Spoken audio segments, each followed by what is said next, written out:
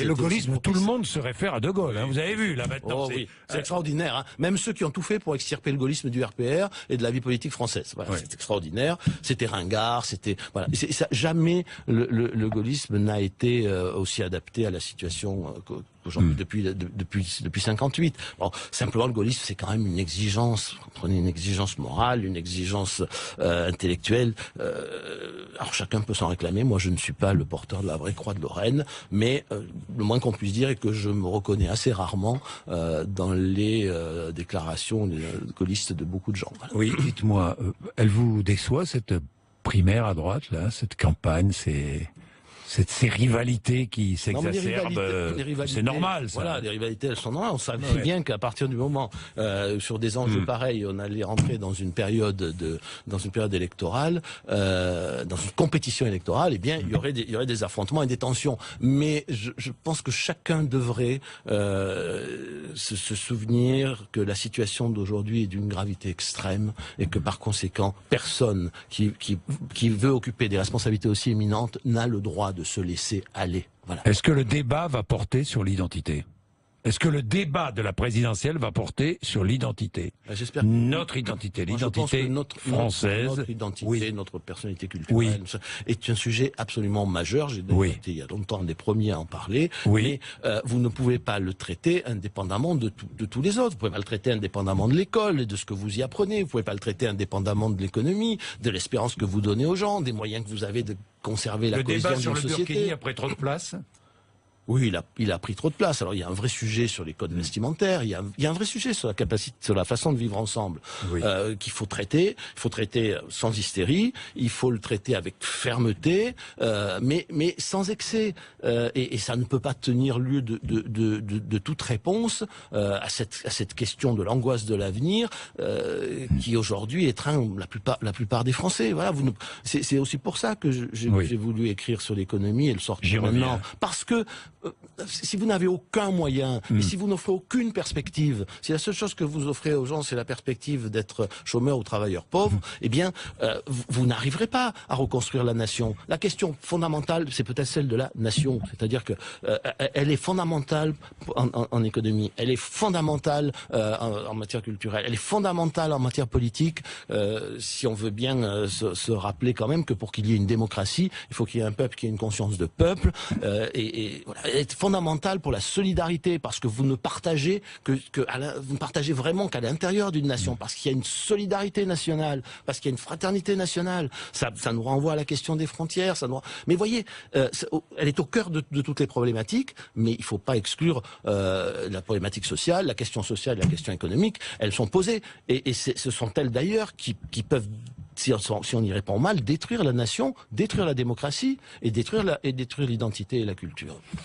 Vous parlez donc dans ce livre, En finir avec l'économie du sacrifice, toute la deuxième partie du livre.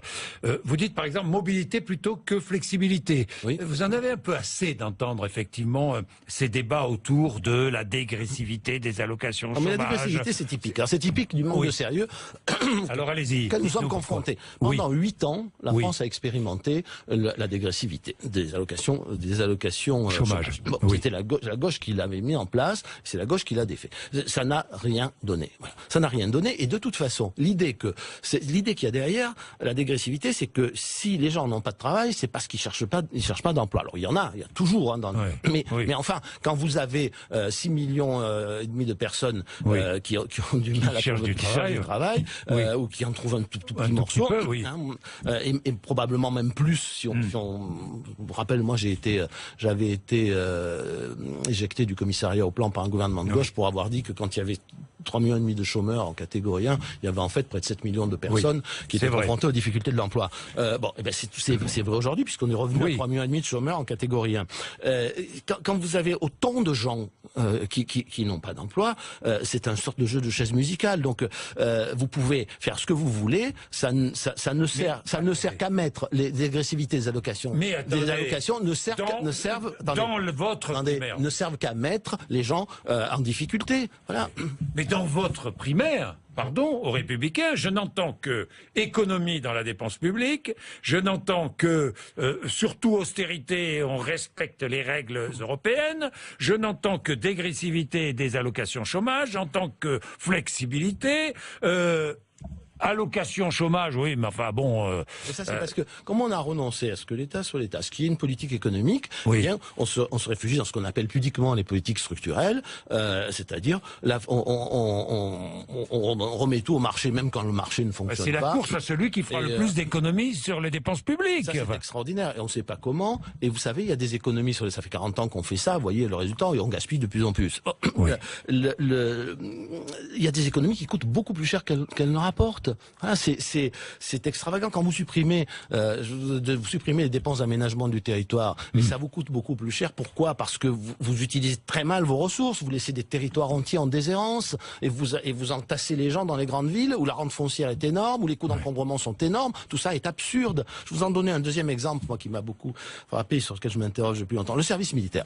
Quand on l'a supprimé, on a dit on va faire des économies. Extraordinaire, au lieu de le réformer, on a fait des économies. Les militaires étaient contents, ils se sont dit on va avoir plus d'argent pour nous. Eh bien finalement, on n'a toujours pas fait d'économie. Hein, les militaires ont moins d'argent. Et la désagrégation sociale s'est accentuée. Voilà, et ça coûte infiniment plus cher, même si c'est difficile à calculer, c'est un peu aussi le sens, parce que c'est diffus, mais il n'empêche, aujourd'hui, la plupart de ceux qui observent la société regrettent qu'on ait abandonné le service militaire. Et d'ailleurs, il faut s'interroger très sérieusement, et peut-être faudrait-il interroger un jour les Français sur cette question, pourquoi sommes-nous arrivés à un système dans lequel nos enfants, nos jeunes ne rencontrent jamais l'obligation, jamais la règle, jamais l'obligation de donner quelque chose à leur pays. On n'aimait jamais dans se creuser. Alors c'était pas bien, c'était mal organisé, mais enfin, aujourd'hui c'est une vraie question. On me dit ça va coûter très cher. Eh ben ça coûtera beaucoup moins cher que la désintégration sociale d'aujourd'hui et l'anomie qui est en train de gagner une partie énorme de notre jeunesse. Ça, nous allons le payer très cher dans l'avenir. Si nous ne faisons rien pour l'école et rien sur quelque chose comme le service militaire, ça va coûter beaucoup plus cher. C'est ça que je voudrais arriver à faire comprendre, c'est que tous nos amis là, à droite, à gauche, qui taillent dans les dépenses publiques n'importe comment, oublient qu'il y a des économies qui finissent par coûter beaucoup plus cher. C'est quelque chose de... Voilà, si on veut pas réfléchir à ça... C'est résumé ce livre, qui est encore une fois très intéressant, en finir avec l'économie du sacrifice. Si on veut pas réfléchir à ça, on n'ira nulle part. On va continuer comme depuis 40 ans. Voilà. Et c'est pas du tout parce que je veux dépenser sans compter. Mais si on pouvait un peu calculer, regarder les conséquences de ce qu'on fait. Je vais finir par une phrase de Régis Debray, qui dit dans un très joli livre sur De Gaulle, il y a quelques années, dit « L'homme d'État est celui qui veut les conséquences de ce qu'il veut. Quand donc nos responsables politiques voudront-ils réellement les conséquences de ce qu'ils veulent et s'interrogeront-ils sur les conséquences de ce qu'ils font ?» Voilà. Merci Henri Guénaud, belle chute. Merci Henri Guénaud, 8h57.